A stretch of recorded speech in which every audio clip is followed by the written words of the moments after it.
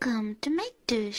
আসসালামু আলাইকুম সবাইকে, আমি মেঘলা বলছি মেকটুস থেকে। আজকে আমরা এরকম একটা ফেস মাস্ক বানাবো।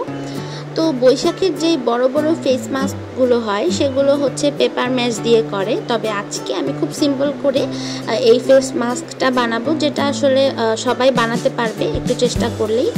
তো চলুন শুরু করি। প্রথমে আমরা এখানে একটা সুইচ বোর্ড, যেটা হলো যে একটু শক্ত হয়, এবং অনেকে আমাকে জিজ্ঞেস করছিলেন যে আমি মাস্কের জন্য কোন কাগজটা ব্যবহার করি।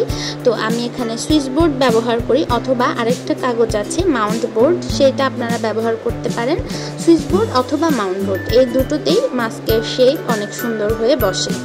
প্রথমে একটা পাতার মতো এরকম অংশ কেটে নিয়েছি। কাগজটাকে ভাঁজ করলে 5 ইঞ্চির মতো হয় চওড়া, ওই অংশটুকু থেকে আমরা ফেসের অংশটা কেটে নিয়েছি পাতার মতো, এবং ছোট ছোট দুইটা পাতার মতো অংশ এখানে দেখা যাচ্ছে, যেটা আমরা চোখ বানাবো। এবং চোখটা আগের মতোই একটু 3D করে কেটে তারপরে হচ্ছে জোড়া দিয়ে নিয়েছি যাতে 3D মতো বসে এইরকম। এরপরে আমরা নাকের শেপটা কাটবো। প্রথমে নাকের শেপটা হচ্ছে একটা পেপার 2 ভাঁজ করে ওটাকে আমরা ড্র করে নেব, তারপরে ওইটার মধ্যে আমরা হচ্ছে যে নাকটা কেটে নেব।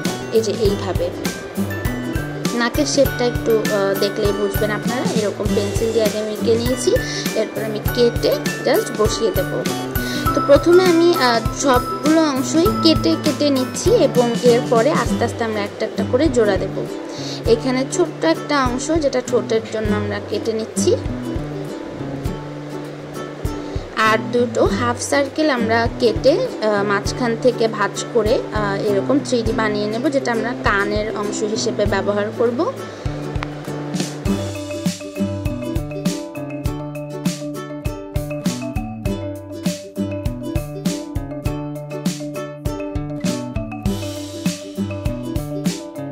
নাক, চোখ এইগুলো আমরা আস্তে আস্তে এখন প্রত্যেকটা জায়গা মতো বসিয়ে দেব।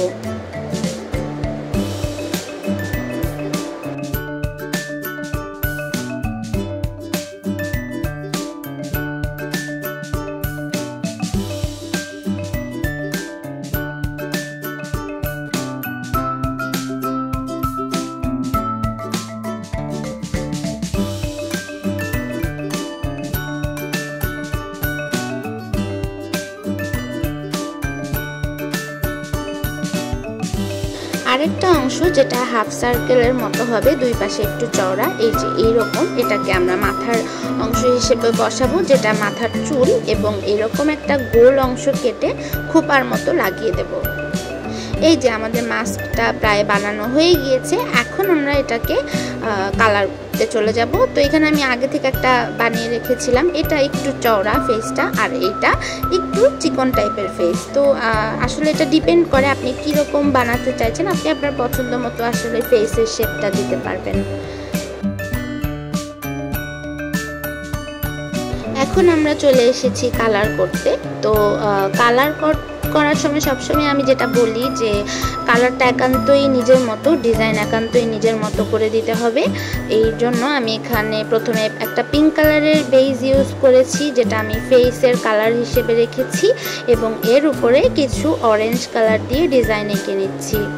ফেসের কালারটা আপনারা চাইলে সাদার ভেতরেও করতে পারেন, অথবা হলুদ, অথবা একটু স্কিনি টাইপের কালার, যেটা আমরা হলুদ এবং সাদা দুটো কালার মিক্স করে আমরা একটা কালার বানাতে পারি, সেইটাও করতে পারি বেস হিসেবে। সেটা রেখেও আমরা উপরে ডিজাইনগুলো করতে পারি, তবে আমি এখানে একটু পিঙ্কিশ রেখেছি।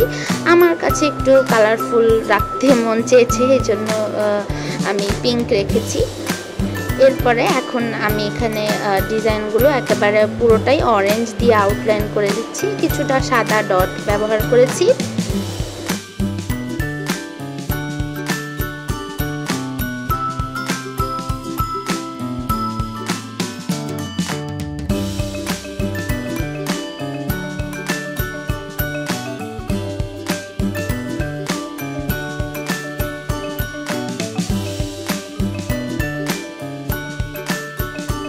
ফুলের জন্য আমি এখানে ব্ল্যাক ইউজ করেছি, আর সাথে দিয়েছি অ্যাশ কালারের কিছু ডিজাইন। তো এই তো আমার মাস্কটা রেডি হয়ে গিয়েছে, এবং দেখতেই পাচ্ছেন খুবই কালারফুল একটা মাস্ক হয়েছে।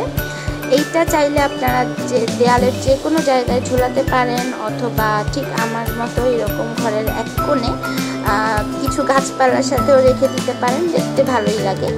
তো আজকের ভিডিও এই পর্যন্তই। সবাই ভালো থাকবেন। আসসালামু আলাইকুম।